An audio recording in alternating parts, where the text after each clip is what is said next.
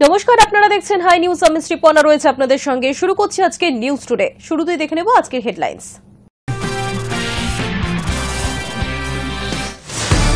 12 বছর পূর্ণ কন্যাশ্রী প্রকল্পের 2013 সালে 14 আগস্ট এই প্রকল্পের সূচনা করেছিলেন মুখ্যমন্ত্রী। 12 বছর পর প্রকল্পের সফলতার খতিয়ান দিলেন মুখ্যমন্ত্রী। মার্কিন প্রশাসনের চোখ রাঙানিকে তুচ্ছ করে রাশিয়ার সঙ্গে বন্ধুত্ব আরও মজবুত করছে ভারত। আর ট্রাম্পের হুমকিকে উপেক্ষা করে আগামী সপ্তাহে মস্কো যাচ্ছেন বিদেশমন্ত্রী এস জয়শঙ্কর। ওয়াশিংটনের সবচেয়ে কুখ্যাত দুষ্কৃতী ট্রাম্প, এমনই মন্তব্যে বিতর্কে মাস্কের সংস্থা এক্স এর এআই চ্যাটবট গ্রোক। তারপরই শোরগোল আমেরিকার রাজনৈতিক মহলে। প্রয়াত অলিম্পিকে ব্রোঞ্জ পদকজয়ী কিংবদন্তি হকি তারকা ভেসপেজ কিছুদিন ধরেই বার্ধক্যজনিত সমস্যায় ভুগছিলেন। মৃত্যুকালে তার বয়স ছিল 80 বছর। দিল্লিতে নির্বাচন কমিশনে মুখ্য সচিব মনোজ পন্থকে তলব করা হয়েছিল বুধবার। সেখানেই তাকে সময় বেঁধে দিয়েছে কমিশন। সাসপেন্ড করতেই হবে। নির্বাচন কমিশনের ফুল বেঞ্চ কার্যত বার্তা দিয়েছে রাজ্যের মুখ্য সচিবকে। মুখ্যমন্ত্রী মমতা বন্দ্যোপাধ্যায় স্পষ্ট বলে দিয়েছিলেন রাজ্যের সরকারি কর্মীদের বিরুদ্ধে কোনো ব্যবস্থা নিতে দেবেন না তিনি। রাজ্যের 4 অফিসার সহ মোট 5 জনের বিরুদ্ধে অভিযোগ ওঠার পর এমনটাই বলেছিলেন মুখ্যমন্ত্রী। তবে বুধবার রাজ্যের মুখ্য সচিব মনোজ পন্থকে ডেকে বুঝিয়ে দিয়েছে যে ওই 5 জনের বিরুদ্ধে ব্যবস্থা নিতেই হবে। আগামী 21 আগস্ট পর্যন্ত সময় বেঁধে দেওয়া হয়েছে রাজ্যকে।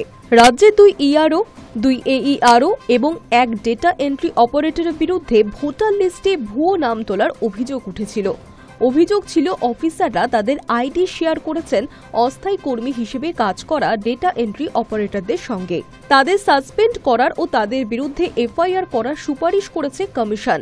সেই ব্যবস্থা না হওয়ায় বুধবার পন্থকে তলব করা হয়েছিল দিল্লিতে। বারুইপুর পূর্বের electoral registration officer Debottam Dutta Chowdhury, ওই কেন্দ্রের AERO তথাগত মণ্ডল আর ময়নার ইআরও বিপ্লব সরকার এবং ওই কেন্দ্রের AERO সুদীপ্ত দাসের বিরুদ্ধে অভিযোগ ওঠে।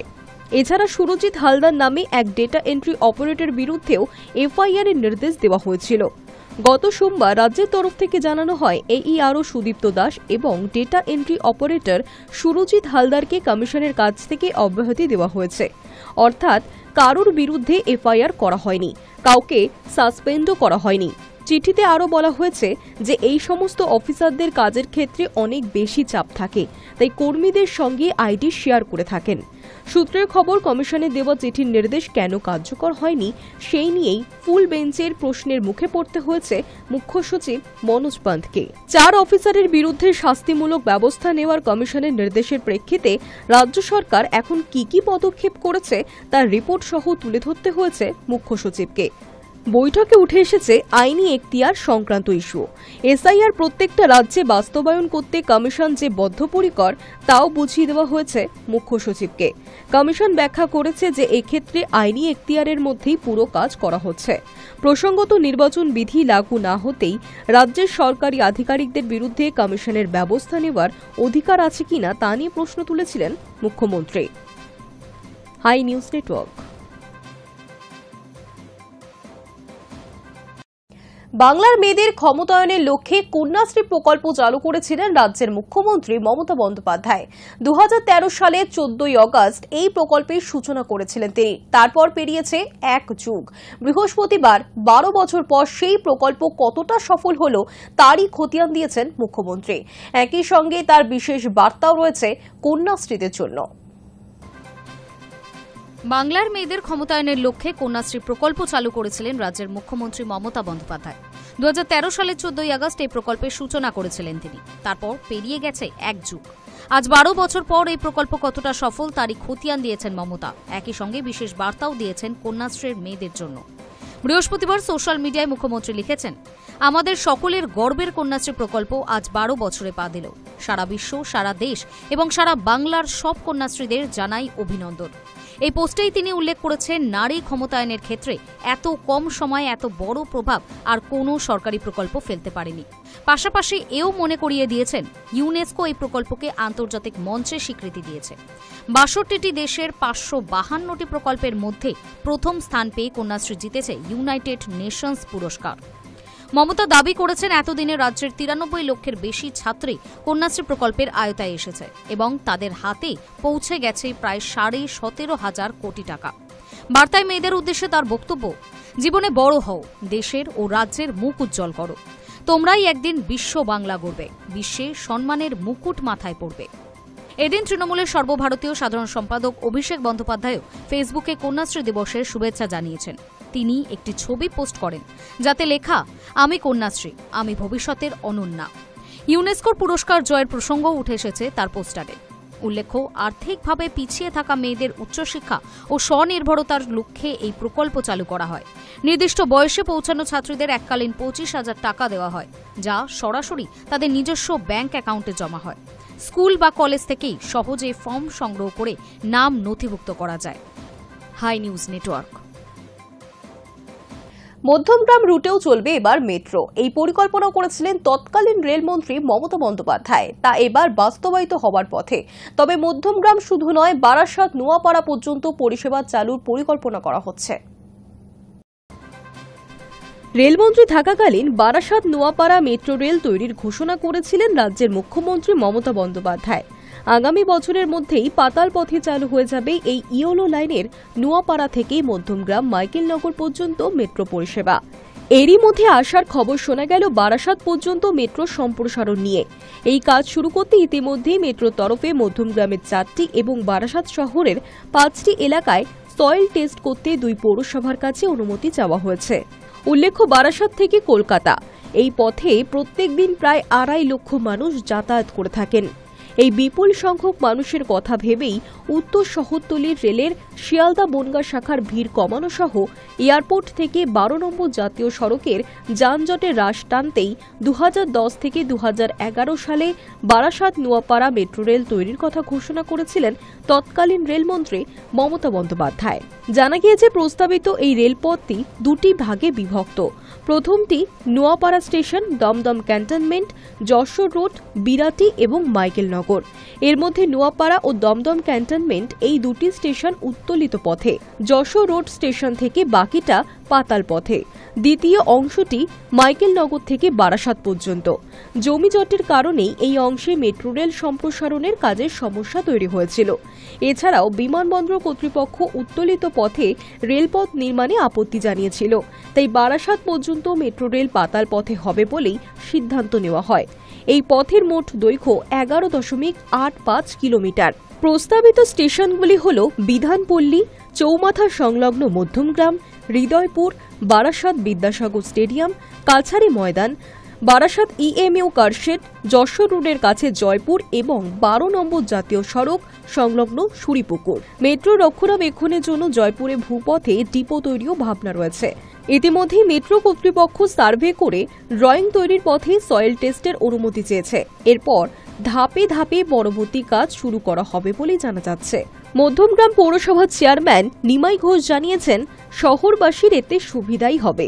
মাঝে জাতীয় সড়ক থাকায় পরিবহন ব্যবস্থা আরও উন্নত হবে। Hi News network. বিজেপি শাসিত উত্তরাখণ্ডে আরও কঠোর ধর্মান্তরণ আইন।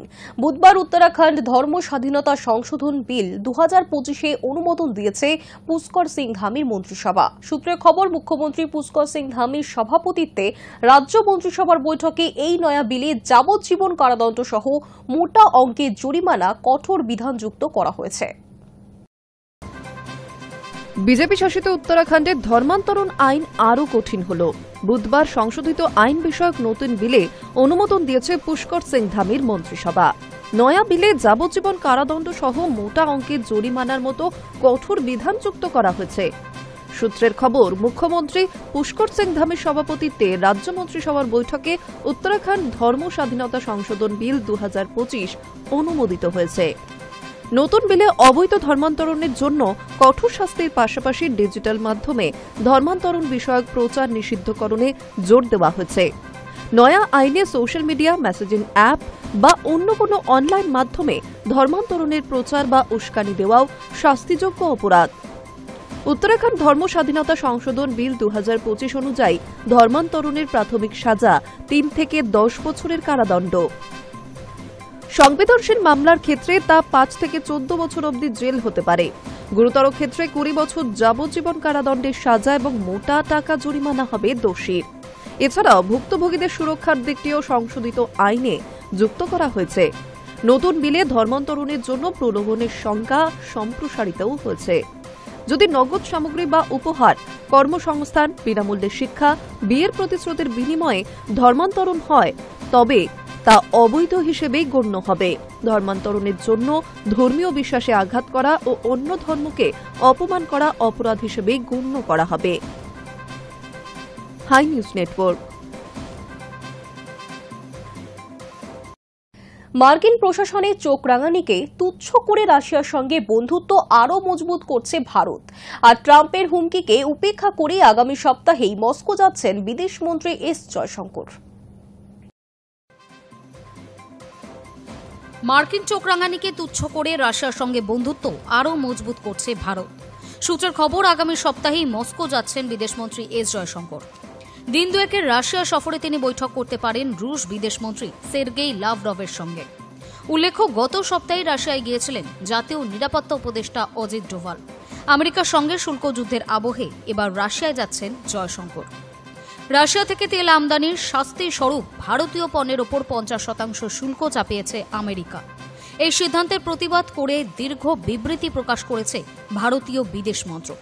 সেখানে বলা হয়, গত কয়েকদিন ধরে রাশিয়া থেকে ভারতের তেল আমদানির বিষয়টিকে টার্গেট করেছে আমেরিকা। এই বিষয়ে আমরা নিজেদের অবস্থান আগেই স্পষ্ট করে দিয়েছি। বাজারের পরিস্থিতি এবং দেশের 140 কোটি মানুষের শক্তি সম্পদের চাহিদার দিকে নজর রেখে আমদানি করা হয়। অন্য বহু দেশ নিজেদের জাতীয় স্বার্থের কথা ভেবে একই কাজ করছে, কিন্তু আমেরিকা কেবল ভারতের ওপরেই অতিরিক্ত শুল্ক চাপাচ্ছে। এটা যথেষ্টই দুর্ভাগ্যজনক। ভারত মার্কিন শুল্ক সংঘাতের মাঝেই বন্ধু রাষ্ট্র রাশিয়ায় গিয়েছিলেন ডোভাল। ক্রেমলিনে তার সঙ্গে সাক্ষাৎ হয় রুশ প্রেসিডেন্ট ভ্লাদিমির পুতিনের। তাদের দ্বিপাক্ষিক বৈঠকে দুই দেশের কৌশলগত অংশীদারিত্ব নিয়ে কথা হয়েছে বলেই জানা গিয়েছে রুশ সংবাদ মাধ্যম সূত্রে। তবে বৈঠকে কি কি বিষয়ে আলোচনা হয়েছে তা নিয়ে বিশদে কিছু জানা যায়নি। এবার রাশিয়ায় যাচ্ছেন বিদেশমন্ত্রী। উল্লেখ্য, 50% শুল্ক চাপার পরই পুতিনের সঙ্গে ফোনে কথা বলেছিলেন প্রধানমন্ত্রী নরেন্দ্র মোদী। তারপর জয়শঙ্করের রাশিয়া সফরের দিকে নজর রাখছে আন্তর্জাতিক মহল। সূত্রের খবর, 20 এবং 21 আগস্ট রাশিয়ায় থাকবেন জয়শঙ্কর। তবে তেল কেনা বা দুই দেশের সম্পর্ক মজবুত করা নিয়ে এই বৈঠকে আলোচনা হবে কিনা সেই নিয়ে কোনো কিছু জানা যায়নি। তবে রুশ তেল আমদানি নিয়ে আমেরিকা যতই রক্তচক্ষু দেখাক না কেন, ভারত তাতে পাত্তা দিচ্ছে না, তার প্রমাণ ডোভাল জয়শঙ্করের রুশ সফর। Hi News Network. সময় এখন একটা বিরতির, ফিরে আসছি বিরতির পর।